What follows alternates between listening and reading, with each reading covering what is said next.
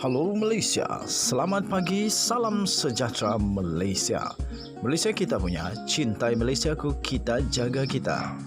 Sebelum kita mulakan berita hangat pada hari ini, untuk anda yang baru pertama kali, silalah untuk sudi tekan butang subscribe, like dan share. Sila juga tinggalkan komen anda kerana setiap komen anda amatlah dihargai. Berita hangat hari ini daripada channel ini, Denyut nadi suara rakyat bergema terus-menerus di dalam channel ini. Setiap hari kita membawakan berita-berita terbaru yang pastinya dinantikan oleh seluruh rakyat Malaysia. Kita akan mulakan berita kita. 1, 2, 3. Berita mula sekarang.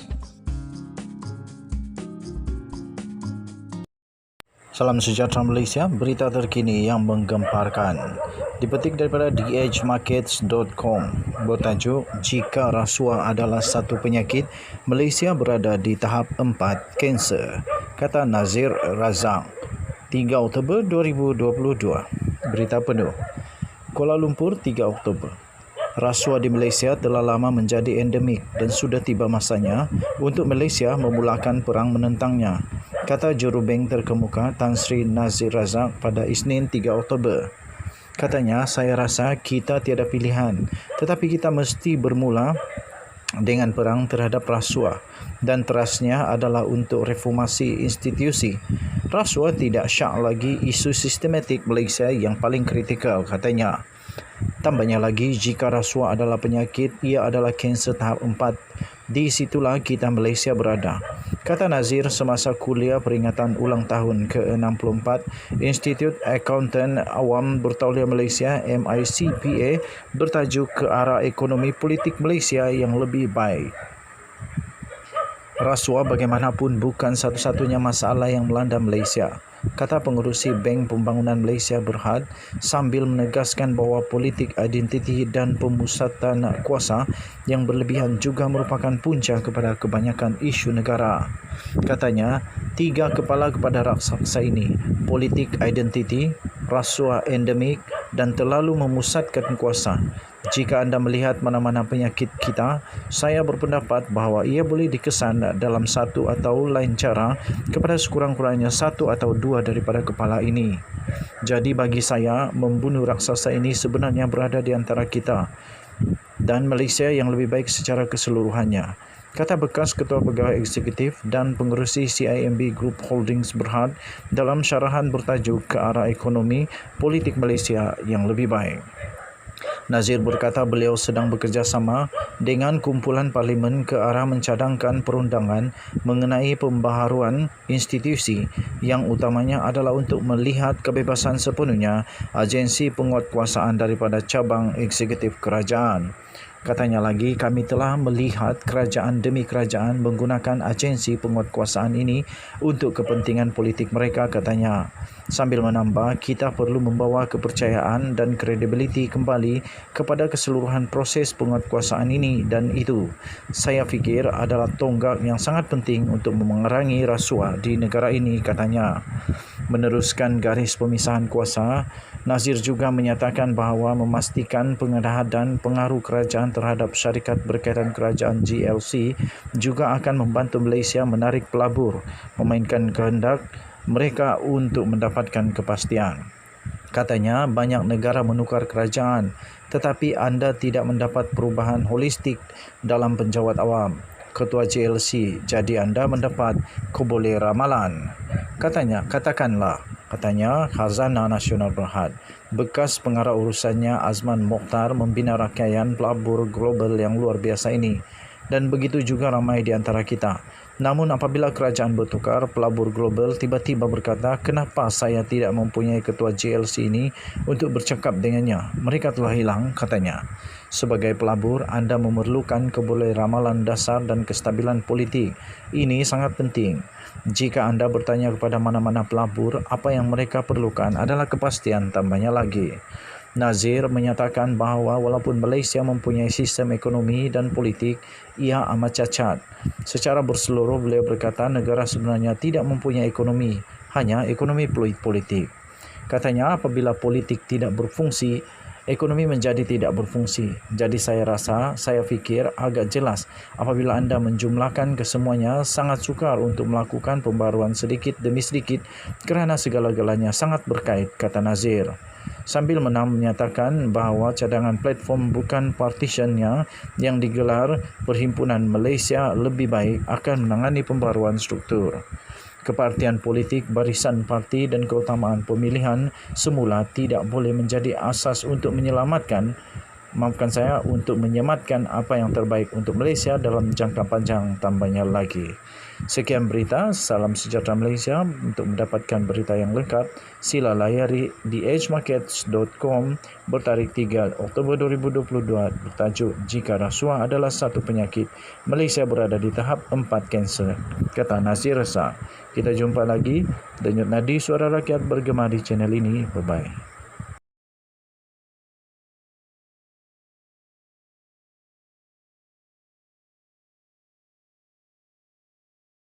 Salam sejahtera Malaysia. Najib Razak pasti gembira dengan berita ini.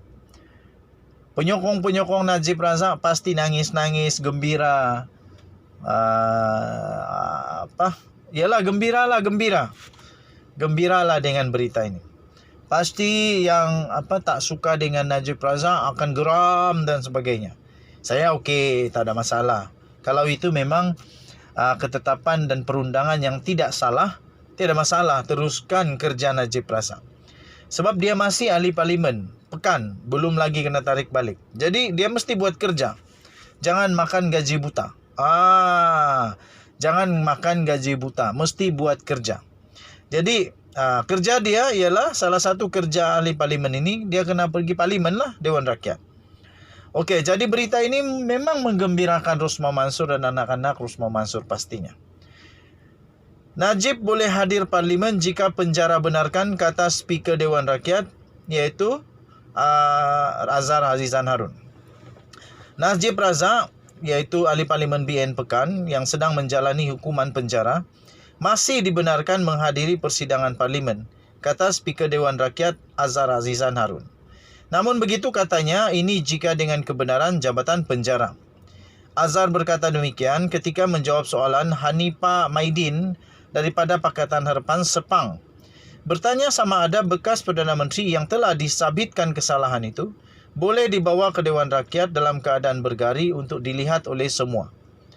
Najib sedang menjalani hukuman penjara 12 tahun selepas Mahkamah Persekutuan mengekalkan sabitannya dalam kes penyelewengan dana ASRC International. Dia dibenarkan keluar dari penjara adalah untuk menghadiri kes mahkamah jenayah lain yang sedang dihadapinya dan ketika mendapatkan rawatan perubatan. Azhar berkata prinsip umum ialah semua ahli parlimen dibenarkan memasuki Dewan Rakyat dan dia tidak mempunyai kuasa untuk menghalang mereka. Tetapi persoalannya sekarang, adakah dia boleh hadir? Itu bukan bidang kuasa saya kerana dia bukan dalam jagaan saya. Dia dalam tahanan jabatan penjara. Jadi terpulang kepada mereka untuk melepaskannya daripada tahanan mereka, katanya. Tambahnya lagi, jika jabatan itu membenarkannya keluar dari penjara untuk menghadiri parlimen, jabatan itu boleh menetapkan syarat dan peraturan untuk dipatuhi. Khalid Abdul Samad PH Sa'alam pula kemudian menyoal, mengapa status Najib sebagai ahli parlimen tidak terbatal susulan sabitan kesalahan? Azhar menjawab, hukum sebagaimana adanya bukan sebagaimana semestinya dan tidak pula sebagaimana ia sepatutnya. Perkara 48 Perlembagaan Persekutuan menetapkan seseorang itu boleh hilang kelayakan sebagai ahli parlimen jika disabitkan kesalahan dan dihukum penjara lebih setahun dan denda lebih RM2,000. Walau bagaimanapun, jika petisyen untuk pengampunan difailkan dalam tempoh 14 hari dari sabitan dan hukuman atau selepas pelupusan mana-mana rayuan atau prosiding mahkamah berhubung sabitan dan hukuman, kehilangan kelayakan itu hanya berkuat kuasa apabila petisyen itu dilupuskan di bawah perkara 48/4/C. Najib telah pun memfailkan pengampunan diraja dalam tempoh 14 hari selepas sabitannya. Khalid berkata usul perlu difailkan untuk meminda undang-undang seperti yang sepatutnya. Azhar berkata ahli parlimen itu berbebas berbuat demikian. Okey, jadi Najib Razak memang special. special case lah. Memang special case kerana banyak dia dapat special. Tapi tidak apa. Itu adalah ketetapan undang-undang. Kalau dia dibenarkan, tiada masalah. Tapi kalau dia melanggar undang-undang, itu masalah. Tapi kalau semua okey, nak buat macam mana lagi? Nak marah pun tak ada guna. Terima sajalah, memang itulah hukum dan undang-undang. Okey, jadi lepas ni, pasti kalau ada ahli parlimen yang dipenjara, pun boleh terjadi seperti Najib Razak juga. Kerana sudah ada case tadi. Apapun, tahniah diucapkan kepada Azhar Azizan Harun, iaitu Speaker Dewan Rakyat yang bijak mengawal situasi suasana di Dewan Rakyat. Kita jumpa lagi. Bye-bye.